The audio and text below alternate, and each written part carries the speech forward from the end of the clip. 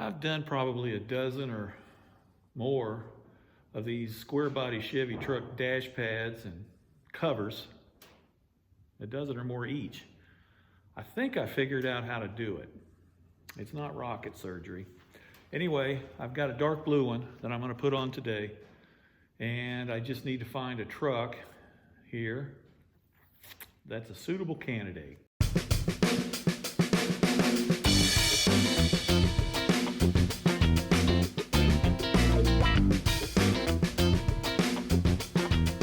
This little girl is an 85 Silverado.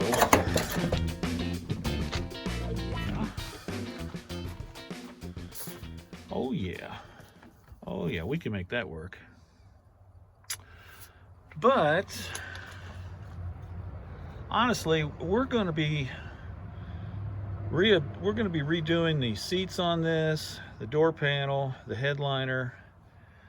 We're going to be putting carpet in here, and I'm going to be doing a new gauge cluster. I think we'll be letting this, we'll pass on this one. Let's head down to Death Row. I've got some candidates down there.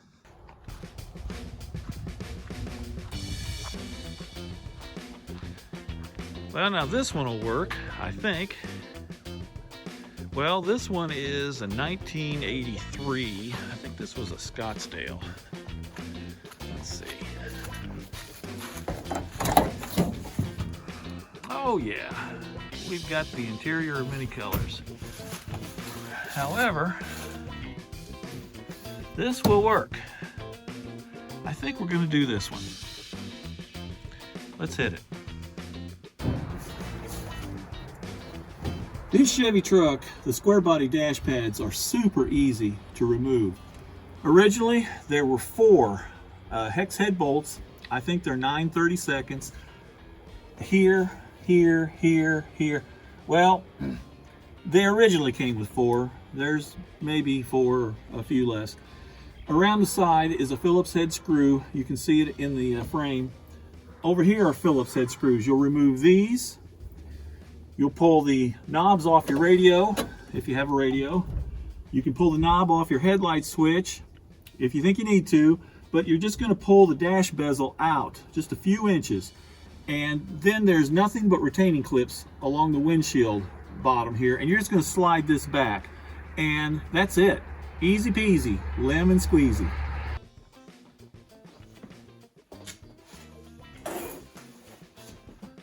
Here is more or less the tools that you're going to need to get the job done.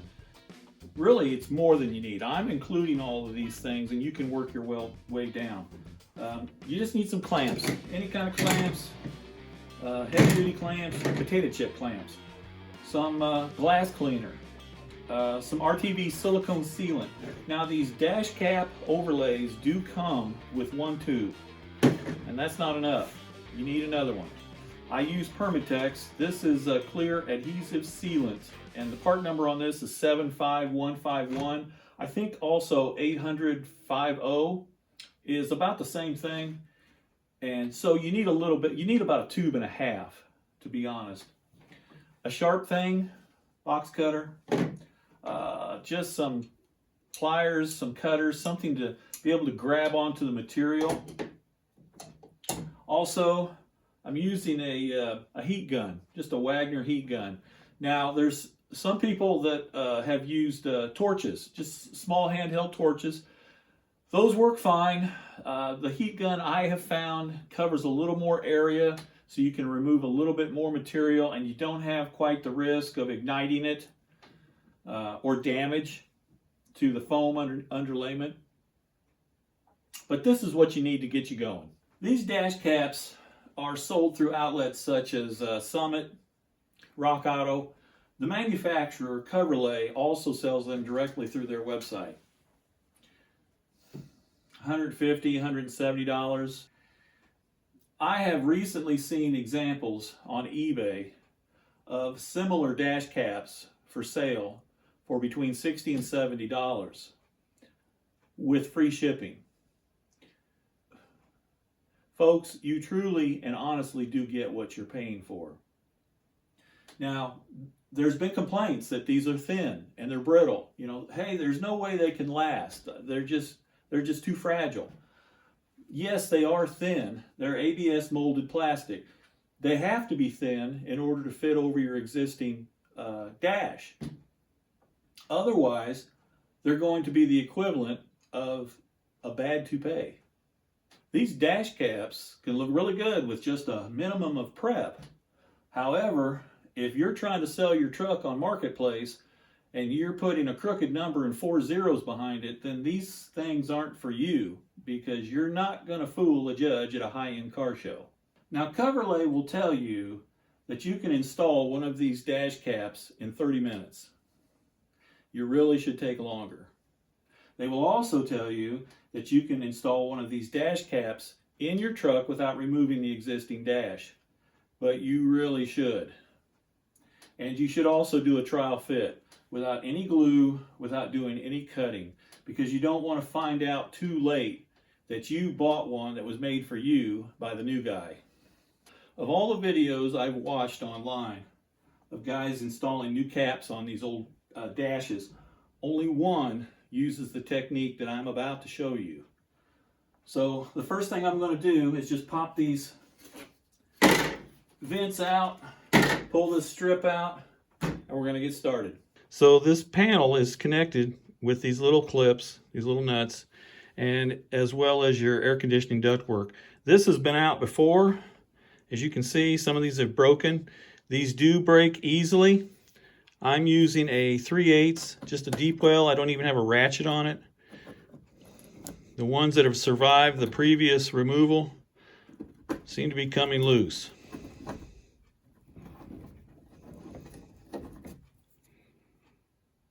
So what's very important here is to remove the original vinyl. The vinyl on this dash is curled, it's very brittle, it's going to crack when you push down on this with just the slightest pressure. That's not a surface that you want to attach anything to. So I've seen installers, and they'll take box cutters and they'll go right along the edge here and they will cut off these curled edges. And then they'll use a grinder and they'll smooth out this surface, and they'll put fiberglass or Bondo or something like that to level this all out.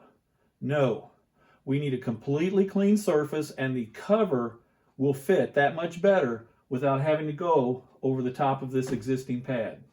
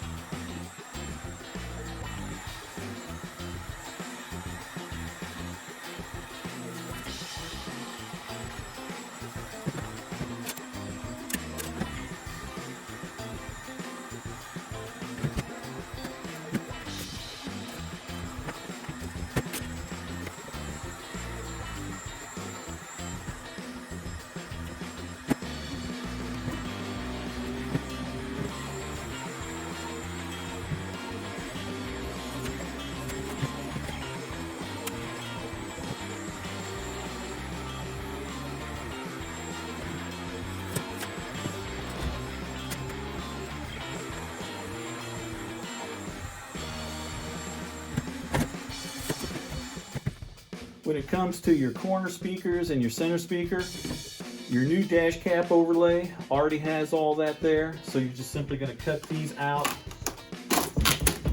right here.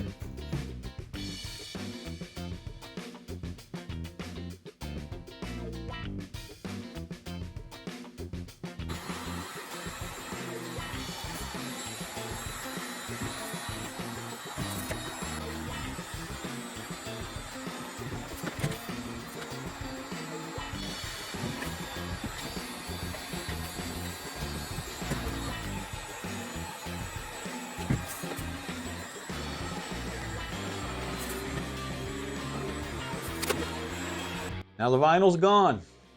I don't keep time, but probably 20 minutes is what it took me. Now you saw me start in the middle. That's just the easiest place for me to start. I just took the box cutter and I started with a strip.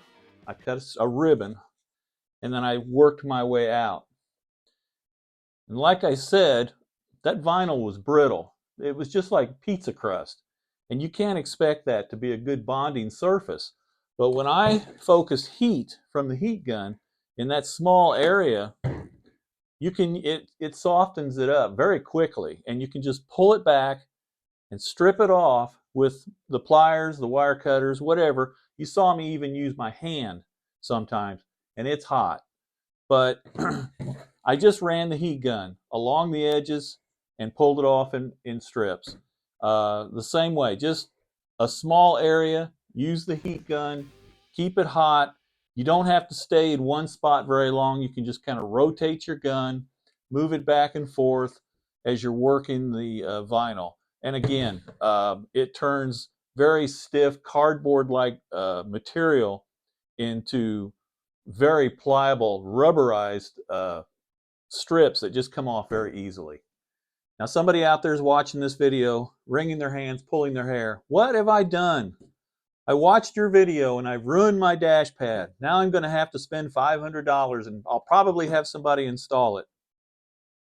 And they'll want my contact information so I can pay them for damages. No. It's not ruined.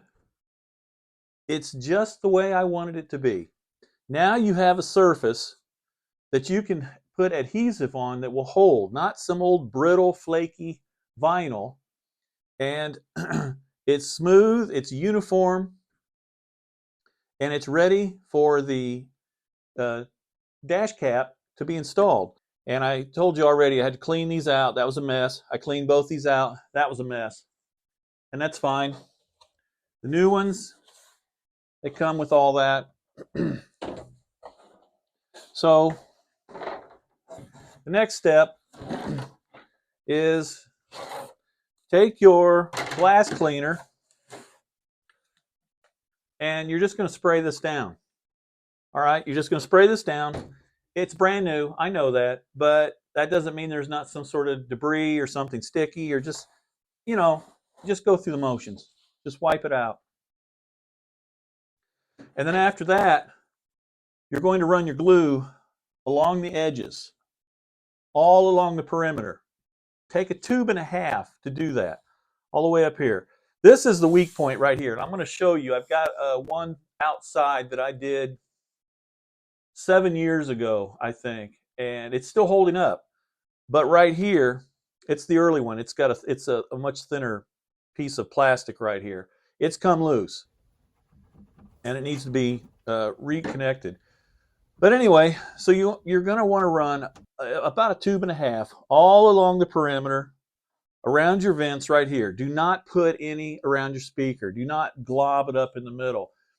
This plastic will contract and expand in heat and in cold. So what that means is if it can't, it's going to crack or it's going to warp. And that's where you'll see a lot of online complaints about these. Oh, they're cheap. You know, they look like an oyster. They're all wavy. They crack. Oh, yes, they will. But if you follow the instructions